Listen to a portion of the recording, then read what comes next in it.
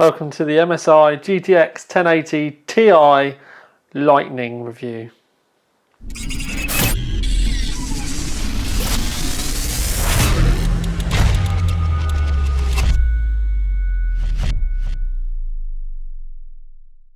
So not wanting to bore you too much with the box and the like, other than the fact it's actually quite a pain to get open. When it is open and you've got everything out, it just makes you feel like it's one of the standard NVIDIA boxes, the way everything sits in and it's all upright, rather than coming one of the normal kind of what I would call a flat box. But I love the logo and everything on the front. Bish bash bosh.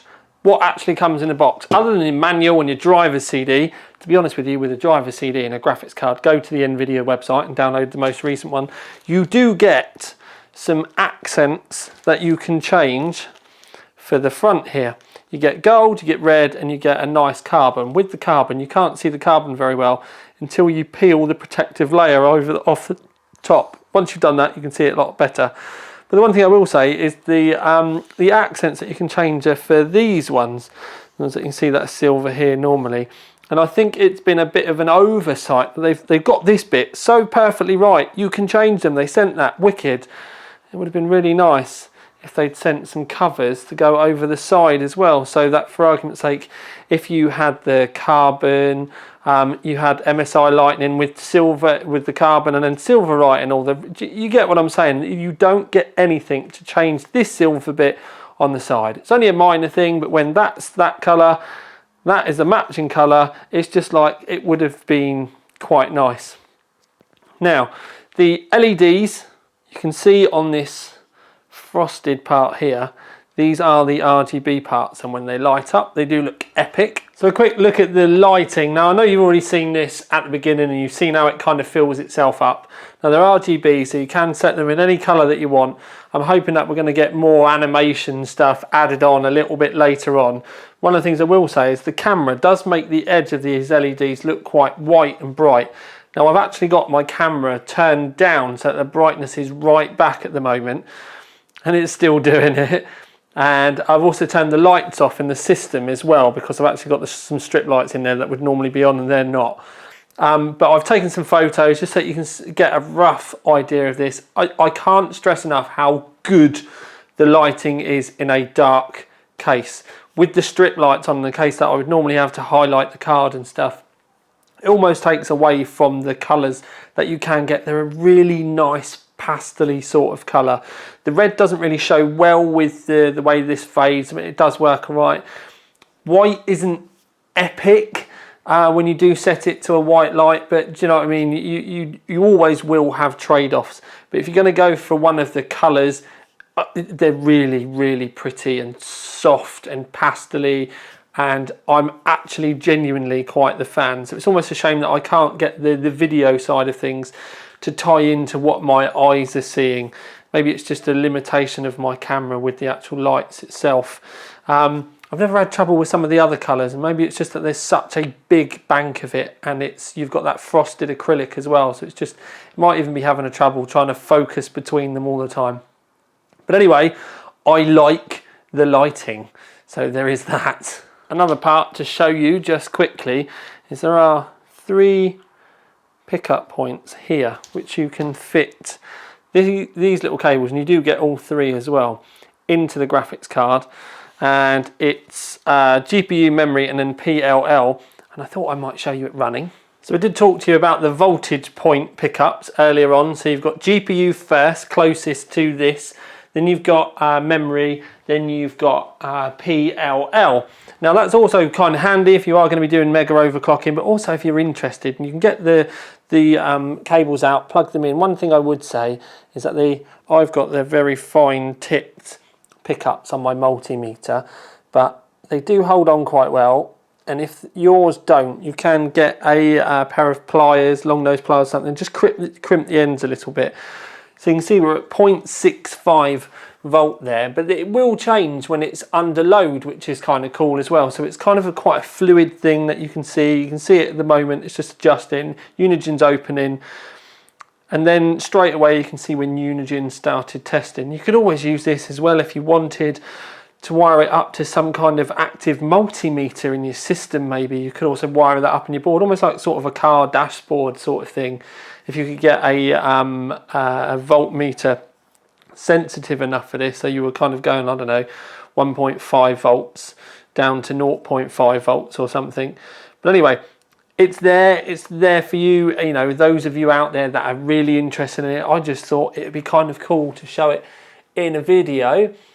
And I'm just closing Unigine now off the screen so you can see it as it's dived straight down again already. So I've never done it in a video before, but I thought it'd be kind of cool to show it off. And back to me again. Something else that you do get in the box, and I'm not going to show you this one running, is you do actually get a already painted black. This bit I like already.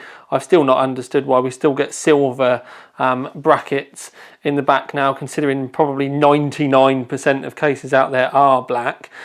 You get a replacement black triple rear mount. This one's only 2, but you can pop them all off. They're only little screws, and you can bang the triple one on there. I really like this, and I mean I really like this. Like I said, I wish that you could get the just black on all of them to save us painting them, because I normally do for my rigs. It's also got MSI Lightning embellishment down here as well. Right. Oh no, this one does as well. It is stamped on here as well, and it's just something kind of nice. Now, it is a big triple slot cooler. It's massive. You can see the size of these fins here. Now, this does allow us to have extra large fans, because that's the point. If you have a look, you can see the extra real estate. This is where a normal graphics card would be.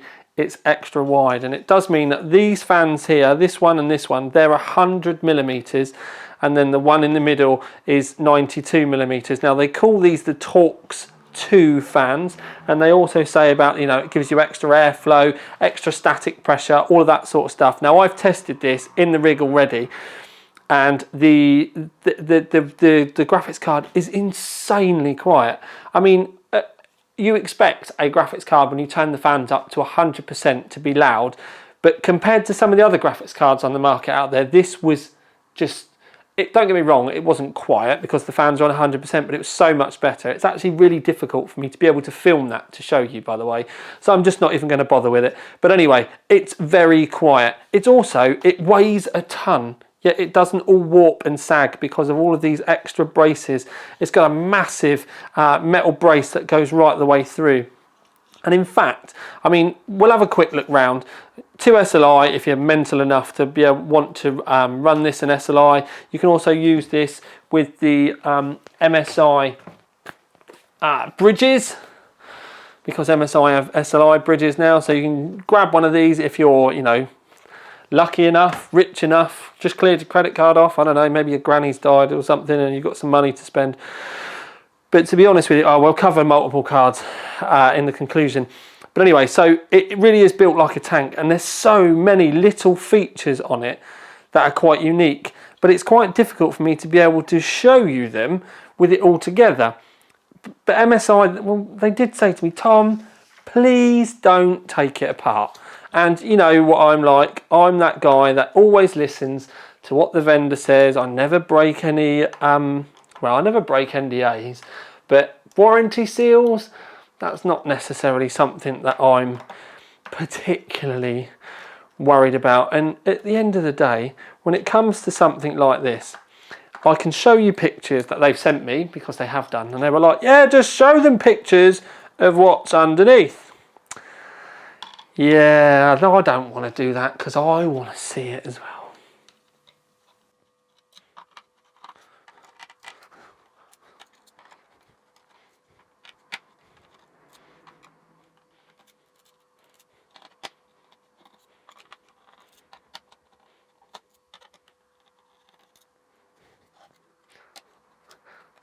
Okay, so the back plate actually has a heat pipe that runs right the way along it. Sometimes you can get kind of hot spots on the back of the around where the core is and stuff. So essentially what this is doing, where it's, you know, big long copper, that's what she said, is it's helping distribute the heat along the back of the back plate, and it is fairly even actually. Sometimes you might even get a bit of hot around the MOSFETs and stuff. I'm surprised that there's not more thermal pads on it, and to be honest with you, I think it would have been nice if we'd had another one, maybe running down the back here with a thermal pad on it, just to have been able to have picked up the heat from the back of this. But the fact that there is one at all is a big deal, to be fair. Now I'm just looking around to see other screws and stuff, because obviously I do need to try and take this off. I don't know. Oh yes, yes.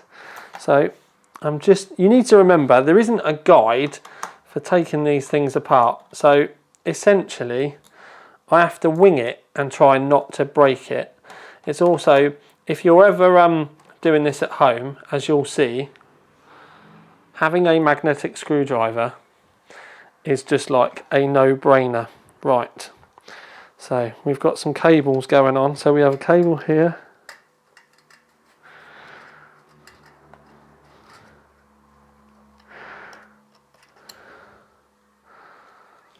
And then, how many have we got this end? We have 2 this end. I'm trying to do this so that you can see.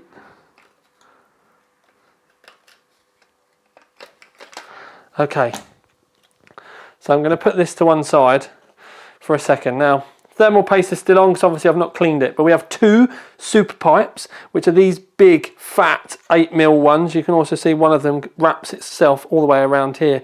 Then we have 4 other heat pipes going on in there as well. I mean, when we turn it round like that, you can literally see the size of this heatsink is enormous.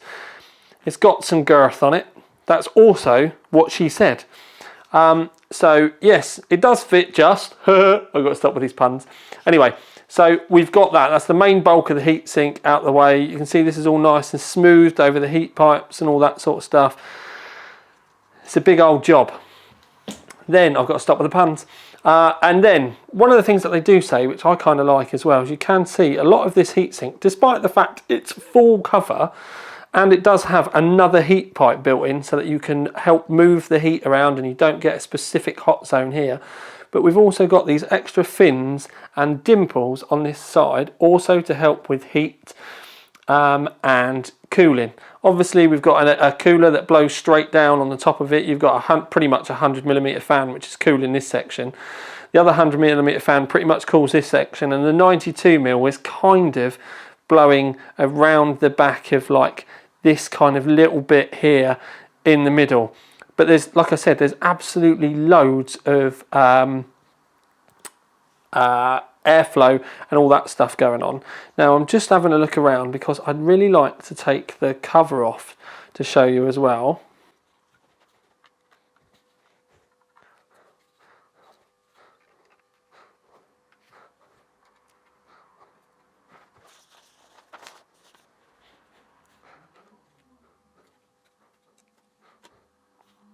Component wise, 60 amp Dr. Moss MOSFETs there. We've got the chokes which are hiding underneath it here, and these are their new SFC chokes. I'm trying not to take all of the thermal stuff off, because this stuff, if it starts to break and stuff, it can just be a bit of a pain to try and get it back on. Then we've also got solid caps here, which are these round ones, but then there's also some high C caps up here and here as well. Other than that, you do get a dedicated PWM and dedicated PWM controller for the GPU core and the memory. They're their own separate ones. That's what these are here. Other than that, yes, it's quite large, but it's also quite clean. It's not like an overly... Okay. So, one of the things I will say to you about is we've got Dr. Moss 60 amp...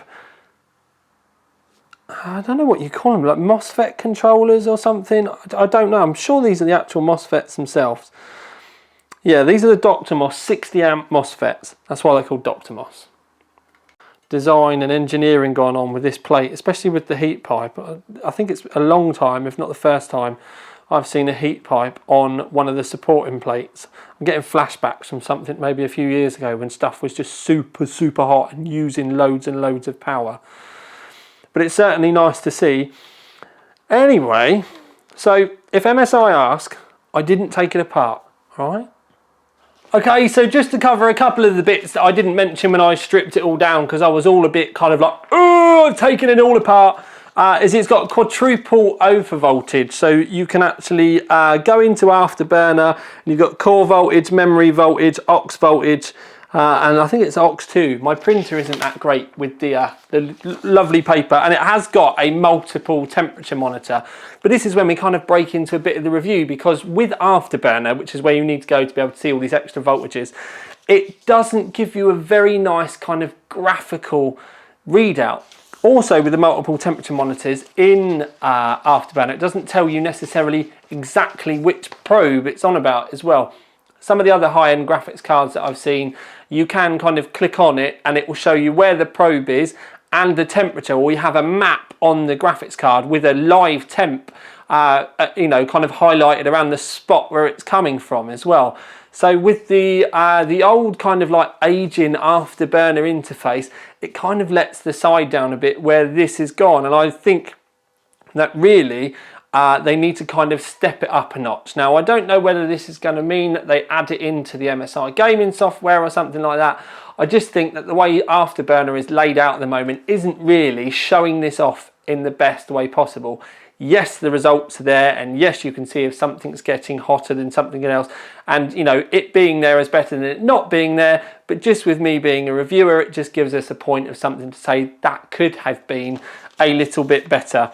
Now, it's the Lightning. You all want to know about clock speed, so I'll bring the clock speed graph up. Now, the thing with the clock speed graph is we test all of our graphics cards in the same way. So essentially what we do is we open it up, and I open 3 lots of GPU-Z. I have the normal GPU-Z, I have a second one, I click sensors, and then a lot of the things down the side I'll double tap so that you'll see that little letters come up and it will say maximum. And then I open a third one, and then just on the core I'll click it for average. Because really, to be honest with you, yes, knowing the maximum clock speed is kind of nice. But as I'm going to show you in a second, the average is really what it's all about. Now, I don't do manual overclocks on the cards anymore, to be honest with you, because if I'm perfectly honest, GPU Boost 3 gets you within such a close margin of what you can possibly get out of the card.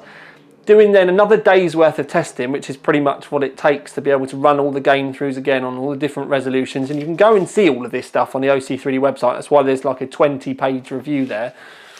To run it all through again, sometimes the results are so minimal, it's actually not really worth it. So with the clock speed graph, you can see here, it doesn't particularly sit that well in it. But as you'll see later on, weirdly, it did score quite well anyway. But when I went manual hunting, everyone wants to know about 2100 megahertz. Did it hit 2100 megahertz? Yes, it did. And then basically what I did is I went in and I went up to 80% boost. Weirdly, despite the paperwork saying that the power percentage dial should go to 120%, it actually goes up to 116. So I banged that out to 116. And then I did turn the fans up manually for a bit, but I did manage to get it past on auto fans as well, and it went to like 67 degrees. But anyway, so I did that, and I got it to pass, and we got 2100 peak with a 1975 average. So 1975 megahertz was our average score throughout a run of 60 minutes on Unigine. But the thing was, I was like, 19? That's not really high enough. And normally that says to me, it's not getting enough juice. So what I did with the little power switch that's on here, you've got a BIOS switch, you can stick it into LN2 mode. So I shut the system down, put it into LN2 mode, put the same settings in again, but then what I did is I banged it up to 120% and then 124% power, because you can go a little bit further. Run the test again, 1975. Wasn't a power issue. It was just the fact that the core wasn't going that high. So then amazingly what I did is I did 1750 boost. Same settings, 116 on the power boost. Left it on auto fans this time. And then what I did, and don't worry, like I said, I run it with 65% and the auto fans. Anyway, so 1756 boost. That then gives us 2037 as a peak. But over the hour run in Unigine, we then got 2020 as an average. So this is something I say to a lot of people online. I'm forever hearing people saying to me, oh, I've got 2100 megahertz on my water-cooled card. All right, what's your average? Because it's the average that really does make the massive difference. Because what I did with this is, yeah, I got 2100 megahertz, but it was faster, consistently faster, if I turned the overclock down a little bit. Because what can happen with Pascal, as it did with at Maxwell, is you can still have stability, but your performance starts to drop off. Sometimes the average can look good, but it's still a bit shaky and things aren't working properly. But with this, it was just the fact that the average had slipped off because it was just doing very, very short peaks and then coming back down again because it wasn't particularly happy. So this is why when you're overclocking, you need to get a bit of a reviewer's head on, and you need to take bench runs throughout what you're doing, because you, like I said, you may get to a point where your overclock looks great, but the scores might not. And sometimes then you can actually go down back a little bit, downclock it a little bit, and get better performance. So sometimes you have to make it more about benchmarks and you have to do about screenshots for GPU-Z. So that's something to keep in mind. Lower clock, it performed loads better. When we come back to the graphs, I've got a bit of a mixed bag for you, because the first one, well, actually no, we'll do temperature testing. It's unbelievable, really. Now, you've got some clear settings in the like Afterburner and stuff, and in the gaming app, that you can change it to a silent mode. Now, normally silent mode means hot mode. It's the best way I can put it. So what I did is I tried it on silent mode and it didn't go above 65 degrees. You can see the voltages and stuff earlier on. Sorry, not the voltages, the scores earlier on in the review. Not scores, the boosts and all of that sort of stuff. But with it on the normal lightning mode, which is actually like higher and more overclocked, all that sort of stuff, it was actually only 64 degrees. So basically, despite what it tells you in like Afterburner and stuff, the fan profile is probably set for about 65 degrees.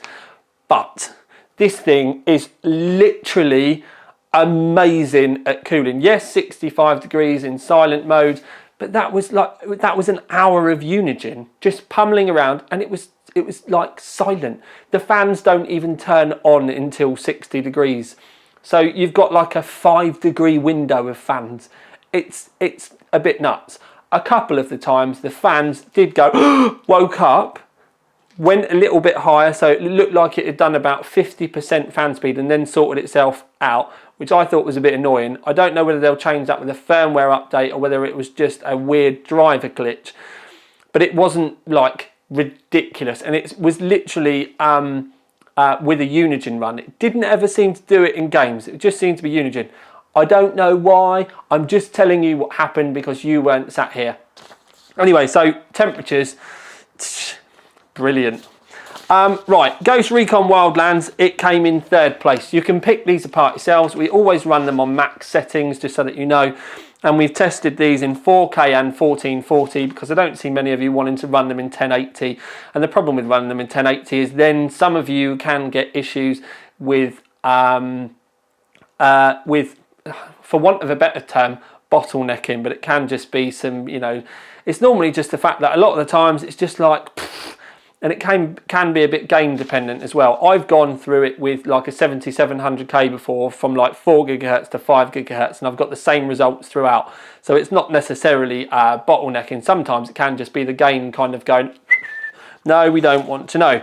Anyway, that is a whole kettle of worms that we can talk about another time. Don't forget, there are more results on the OC3D website if you'd like to go and have a look. There's more stuff. We've got more stuff from the spreadsheets and stuff that they send us, the PDFs. Loads more info, loads more games, and loads more benchmarks as well. Superposition, for example, Unigine, all that sort of stuff. DSX, top of the graph. Hitman, top of the graph. So it did really, really well. Balance it out again a bit though. 3D Mark Firestrike. It did all right, but this one I've put in on purpose because you can see the top 3 are all SLI results, but then you've got the Founders Edition overclock at the top, really, in like 4th place, and this is 5th place. So the reason why I've done it in this way is because I do want to talk to you about this as we go into the conclusion. Now, I did, and I've not used it on a graphics card yet. I did debate giving it the OC3D Ultimate Award, and to be honest with you, up until the point that I'd done the like I'd worked on all the website stuff and we'd had a big old chat around it, it was the Ultimate Award. But just before I made the video, I decided to change it, and I'm going to be, it's a little bit harsh, but I'm going to give it the Exceptional Aesthetics Award, because I love the way it looks, and I think it's probably one of the best utilisations of RGB on a graphics card that I've seen yet. And also to kind of drive home to MSI, thank you for just getting rid of the red and letting us choose. So this is how we want them to look from now on. Do not go back to the black and red dragon thing. So I did that, and then I've also given it the Enthusiast Award as well. So I've double bubbled it rather than just giving it Ultimate. But at the end of the day, the final bit for me was the fact that, in all honesty, yes, in the graphs it has performed exceptionally well. It's been beaten in some, it's topped some of the others. It's probably down to drivers. Now, a lot of people are going to think with something like this, it's just going to blow the doors off of everything. But the problem is that it does all come down to the silicon lottery. Now, I know that my Founders Edition card that came from NVIDIA, I know when they do them, they do cherry pick them. That's just the way it is. They pick the best silicon. They don't go and test every one. They just, you'll get a certain batch that'll come from right in the middle of the wafer, and they're the ones that go out to press. It's just the way it is. But the reason why I showed you in that 3D Mark graph that it did so well was that was on an old driver. If we were to retest that now at those overclocks, it would probably just knock everything out of the park. Now, what that does mean is you don't necessarily need all of this massive over-engineering to get a good graphics card. Founders did all right. People moaned about them being hot, but they were designed to be that way because it kept them quiet. But the boost and everything did work really well, and if you did give it a manual overclock, they could work quite well as well. It's one of the reasons why if you buy a water-cooled one, they're normally like Founders, because it's normally enough. Keep it a little bit cooler, lovely, bosh.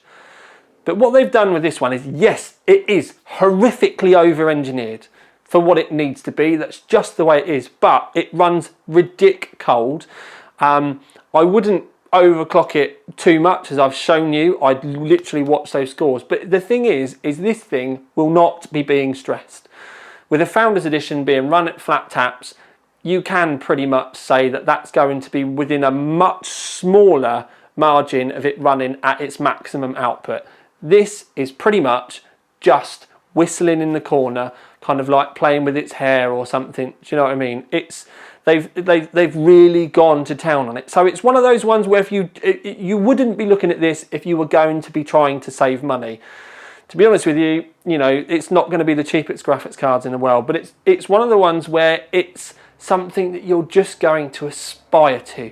Yes, it may not be all of you out there, but then again, they're only going to make 3,000, which sounds like loads, but it's really not. That could, you know, go in no matter of time when you think about the amount of, that's worldwide for 3,000.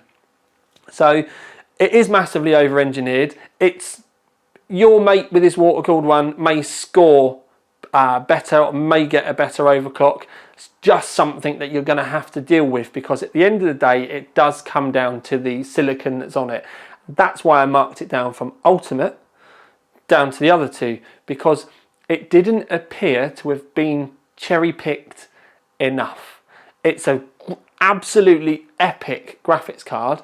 I don't know whether I've just got one that's not that great, but it didn't appear to have wanted to romp away into the distance like I was expecting it to have done. So like the straight out of the box, as you saw with the core clock, the straight out of the box boost clocks and average clocks, that really was the sign that it wasn't going to consistently smash all the graphs. If with that very early one, with the GPU boost 3, like I said, with the standard peak boost and the average boost, if it had topped that graph, we would have had a completely different. Now, some of you will say, some might say, that you should have manual overclocked it and then run it again. But the thing is yes, I know some of you are going to, but it comes down to that silicon lottery, and none of the other cards in that graph I'd really needed to. There was there was one of the cards in there that was like 2060 with a standard boost. No, 2075 as a standard out the box boost, I think it was. I should be able to bring it up so that I can show you. 2050 as a standard out the box boost, and then there was 2037 as an average. That was on water though. And then the Strix is actually marked as an overclock, but it's not. The Strix was 2037 and it was 1979. So those two were fairly close, but you could see that peak boost as well was just straight away just that little bit better. Now this is something, by the way, the Strix overclock, I've just remembered, it didn't mean that it was a manual overclock. It was the pre-overclock cards, because you know they do like 3 different Strix. I don't think it was a manual overclock, it wasn't. So, yeah, so with that, do you know what I mean? I just expected it to have been a bit higher out the box for a more limited card. But the thing is, I can't stress enough, I love the design. It finally, MSI have come back up to date. They've caught up with everybody else and gone into the lead as far as I'm concerned in design. It is massively over-engineered, but I love it for that. But also, it did. Thermally, it performed really well. Orally, it performed really well. And you could see in the graphs, it also worked really well as well. But something I can't stress enough when we're talking about the design, it hasn't got any stupid blue logos on the back. Admittedly, I did quite like the yellow, but I always thought they were a bit nuts putting blue with it together. They've made this so that it kind of suits everyone. And the only thing that I can really pick about the design is the fact that they didn't send a sticker for the side to match the bit underneath. If they had have done that, it would have been near on perfect. So it's a bit of a mix, but it's an absolute monster. Do you know what I mean? And you will get the most from it if you do give it a little bit more of a tickle, which I think most of you will do. But remember what I said, watch that average. It's a really simple thing that you can do with GPU-Z to keep an eye on it. Keep an eye on that, and also keep an eye on your benchmarks as well. So if you change the overclock, try the benchmarks, because you can get to a point where it's still putting out scores, but the scores will start to drop. So if you keep all of that in mind, you will end up, no matter what your mate says about you maybe not hitting 2100 megahertz consistently, you will probably end up with a better end result. And that's something that, it's almost like the adult way to look at it. Calm our jets a little bit and focus on the output rather than, it's almost like having big muscles and not being able to lift very much weight. So, that's the kind of way to do it. It doesn't matter about the clocks, it matters about the frames per second and the results. So anyway, MSI Lightning. Oh my days, was it worth the wait? I think it was. I genuinely really like this card. Really like this card. It's annoying as well because it's yet another one of those cards that I just want to pull it apart and paint it white. Because, that would make a great white and red card. They're never going to let me have one, but I would love to do it. Anyway, so Enthusiast award winner, and I also gave it exceptional aesthetics just to drive the point home to MSI that this is the way their graphics cards should have probably been about a year, 18 months ago, and if they had, they would have sold so many more. But anyway, thank you very much. This has been Tiny Tom Logan. I'm now going to go and try and get this video out to you as soon as I possibly can. But for now, at least, this has been the crazy one with a lot of dings. Ding, ding, ding, ding, ding, ding, ding, ding. Oh, okay.